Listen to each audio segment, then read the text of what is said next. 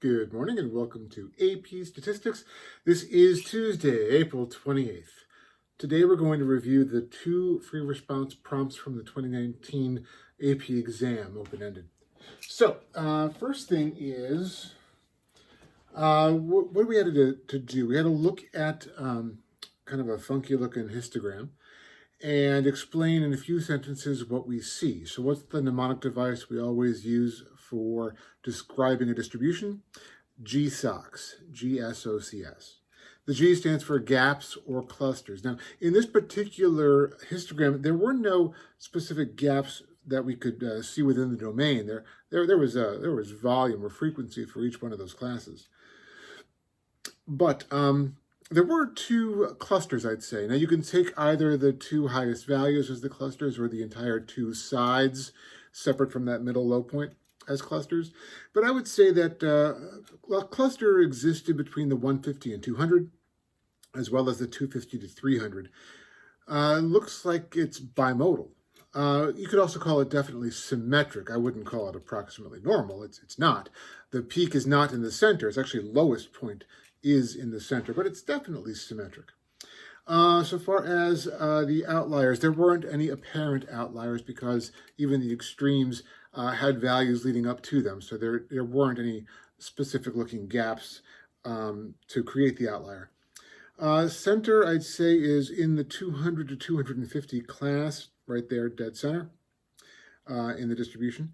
And the overall spread goes from a low of 100 square feet to 350 square feet. So the spread is 250 square feet. All right. For part B, you have to say whether there are actually outliers.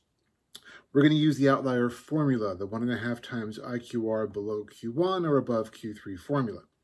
So the low end would have to be less than the first quartile, 174, minus 1.5 times Q3 minus Q1, 292 minus 174. That would be a low value below -3. Obviously, there's nothing here lower than -3. The lowest number we saw here is at least 100. So there's certainly no -3s here. And the high end is Q3, which is 292, plus 1.5 times the IQR, which again was 292 minus 174. So a high value and a high outlier would have to exist above 469. And we can clearly, again, see that the maximum value here is no more than 292. So we have no outliers, and that's mathematically, not just what it looks like. So far as making the box plot, obviously use the number line given to you and identify the 5 numbers that you're given. The low value at 134, make sure you put a tick mark and write 134 on the number line to represent the low value. First quartile was 174. Again, make sure the tick mark and the identifying label are there. 253.5, which is the median. Again, tick mark with that number identified on the number line. Third quartile was 292. That's going to be, is that right? 292? Okay. And that's going to be the tick mark and identify the value there. And then our maximum value here was 315. And that's going to be the tick mark. And while I'm here, I'm going to say, I apparently wrote down the wrong number earlier when I talked to you about whether there's a high outlier. We got everything right, but when I said there's nothing higher than 292, that was obviously wrong because 292 is the third quartile. I was misreading. 315 is the highest value. But again, 315 is not above 469, so we're still good with our math. Let's just make sure we read the right numbers, right? Okay. Part C, the histogram more clearly shows you the shape of the overall distribution. The box plot doesn't really show you that it's bimodal. It doesn't really show you that it's a V-shaped distribution and certainly not a normal distribution. So clearly, the histogram was more descriptive of the shape of the distribution, certainly much more than the box plot turned out to be. All right, well, so far I've written nothing on the board, but hopefully you're following the verbal explanation. Number 2. You're given this experiment where we have these 4 canisters holding the same number of insects, and, well, the 4 treatments, I should say there's 20 canisters. and we spray this fungicide into the canister, and we want to see a week later whether there are any or how many insects still live. First question was, what are the treatments, units, and response variable? You got to be kind of specific here.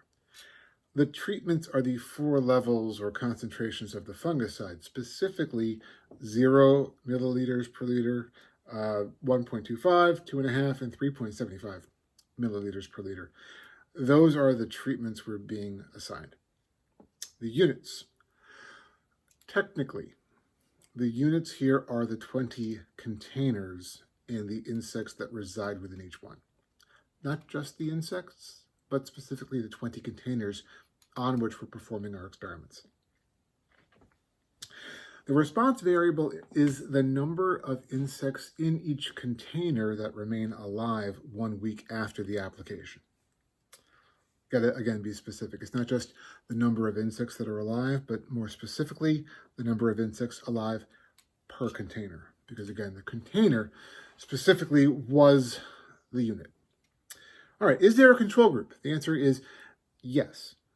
The 0 milliliters per liter fungicide is essentially helping us to see how many insects would be alive without a fungicide. All right, they get a spray, but it doesn't have the fungicide in it. That's our control group. Now, we're asked, how could we make sure that we have random assignment to guarantee that we have, the same number of containers, the same number of treatments, blah, blah, blah. There's a couple of different good answers. Here is what I think is the easiest answer. There will be 4 treatments. Obviously, we already said that. But there's 20 containers. So I need to have 5 containers per treatment. So what I would do, the easiest thing to explain also, is just to write down the numbers 0, 1 1/4, 2 1/2, and 3.75, 5 times each. So we have 20 slips of paper. Throw them in a hat, mix them all up, and for each container, you just draw 1 slip of paper out of that hat, and that container gets that treatment, and then proceed until all containers have been assigned a treatment. It's the easiest thing to do. Yes, you could talk about using a random digit table to assign treatments. You could talk about a random number generator. You can use any number of different ways in which we can complicate this, but the simplest way is the best way, easiest to understand, and it's the freest from issue. That's really all there was to these 2 prompts. As you can see, we're not necessarily looking at the hardest things in the world. We're looking at questions that gauge our understanding of the general concept. The assignment now is to continue and do prompts 3 and 4.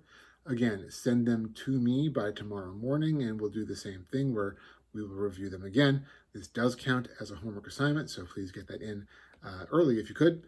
And we'll just keep moving along until we stumble upon any issues. If you have any concerns or questions about the work, let me know, send me an email, and I will tackle any concern you've got. Otherwise, please work now on prompts 3 and 4, and have a great day.